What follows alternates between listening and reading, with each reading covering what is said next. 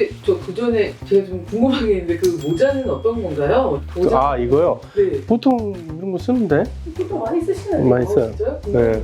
의미가 있어서. 아, 그런가요? 패션 보이는데요?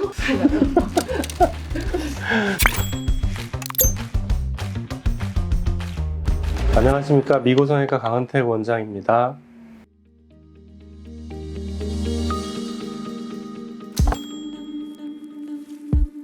사용할 수 있는 경우도 있고 없는 경우도 있는데요. 가능하면 자가 조직이 아닌 거는 재사용하기가 어렵다고 보시면 되고요. 늑연골은 좀 더 튼튼하고 양이 많기 때문에 특별한 경우가 아니면 대부분은 재사용할 수 있는 경우가 많고요. 기존에 환자가 갖고 있던 비중격 연골이 양이 많고 튼튼했다. 당연히 재사용할 수 있습니다. 그런데 휘어있다 또는 콧구멍이 짝짝이다 뭐 이런 여러 가지 부작용이 있는 경우에는 비중격 연골도 재사용하기는 어렵고요. 그리고 귀연골은 사용하시는 원장님들마다 워낙 사용하는 방법이 달라요. 귀연골을 가지고 기둥을 대는 경우가 있어요. 연골이 많이 흡수가 안 되고 유지가 잘 돼 있다면 기둥도 재사용할 수가 있죠.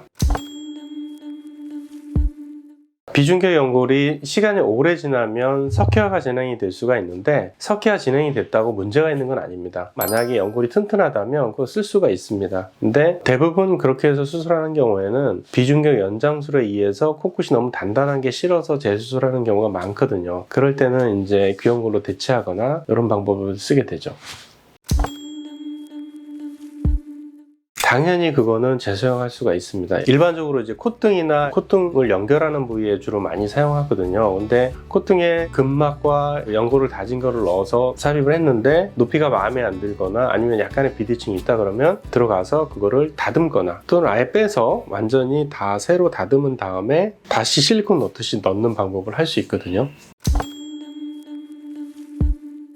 그럴 때는 어쩔 수 없이 이제 늑연골을 쓰는 거죠. 늑연골은 여기서 보통 이제 5번부터 시작해서 8번, 9번 정도까지 많이 쓰거든요. 비중격 연골을 뭐 연장한다든지 이런 용도로도 쓸 수 있고 콧등을 높이는 재료로도 쓸 수 있고 다만 이제 우리가 코 수술했을 때 제일 어려운 점은 이 피부가 문제가 돼 있는 경우는 회복하기가 어렵다. 피부 손상이 많은 분들은 아무리 안에 있는 연골을 수술 잘 해놔도 너무 얇아져 있다든지 또는 함몰이 돼 있다든지 이제 그런 경우가 사실은 제일 수술하기가 어렵고요. 그 이외에 연골이 문제가 된 경우는 상당 부분 고칠 수가 있습니다.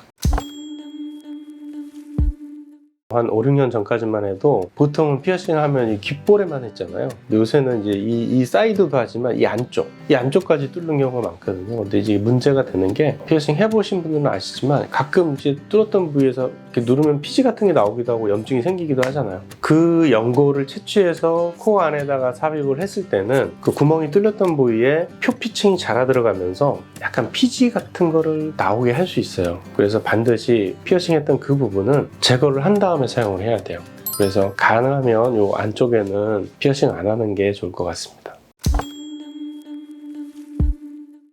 이 연골이라는 게 다른 조직에 비해서 혈액순환이 굉장히 적어도 잘 살 수 있는 조직이에요. 근데 아무래도 이제 연골을 다시 사용하고 이렇게 하다 보면 주변에 흉 조직이 생기고 섬유 조직이 생기면 아무래도 혈액순환이나 연골에 영향을 공급해 줄 수 있는 그런 게 좀 차단이 되겠죠. 그러면 그만큼 사용된 연골이 흡수될 확률이 조금 더 높아져요. 그러면 처음에는 이제 재수술해서 이렇게 모양을 만들어 놨는데 코끝이 좀 높이가 낮아진다든지 이런 일들이 생길 수가 있겠죠.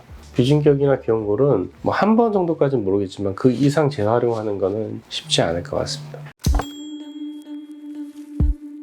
환자분이 코 모양을 좀 바꾸고 싶어요 라고 얘기를 했을 때 콧구멍 안쪽을 봐서 비대칭이 있는지를 봐요. 한쪽으로 휘어있거나 그러면 그거는 쓰기가 어렵겠죠. 두 번째는 코끝을 눌러봤을 때 좀 단단하게 버팀목 역할을 하면서 잘 받쳐주고 있는지, 그러면 재활용할 수 있는 가능성이 굉장히 높죠. 귀연골 같은 경우에는 비대칭이 아니더라도 너무 말랑말랑 한다든지, 늑연골은 당연히 웬만하면 재사용할 수 있고요. 늑연골의 가장 큰 단점은 좀 딱딱하다는 거예요. 사실은 이제 우리가 코끝을 만져보면 이 날개연골이 주변에 있는 조직과는 이렇게 분리돼서 약간 붕 떠 있거든요.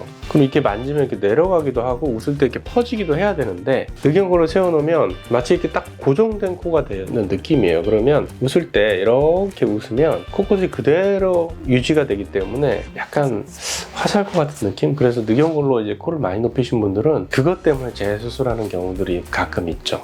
그래서 늑연골로 하신다면 이제 그런 것도 고려를 하셔야 될 것 같아요. 일단 연골을 재활용한다는 얘기는 이미 수술이 돼 있다는 얘기잖아요. 여러 가지 연골 때문에 또는 뭐 부작용 때문에 고민이 많으실 테고, 재활용하고 싶다는 얘기는 어디선가 추가적으로 연골을 띄기가 싫고 간단하게 해결하고 싶다는 말씀인 것 같아요. 근데 본인이 바라는 부분이 간단하게 했을 때 해결이 될 수 있으면 재활용하는 게 제일 좋지만, 모양 자체를 좀 바꾸고 싶다 그러면 길게 봤을 때는 새로 연골을 떼어서 하는 것도 좋은 방법이다. 재활용만 하려고 그 부분만 알아보시면 안 될 것 같고요. 상담하신 원장님이 다른 연골을 쓰는 거를 추천하시는 거는 또 그런 이유가 있을 수 있기 때문에 잘 들어보시고 결정하시는 게 좋을 것 같습니다.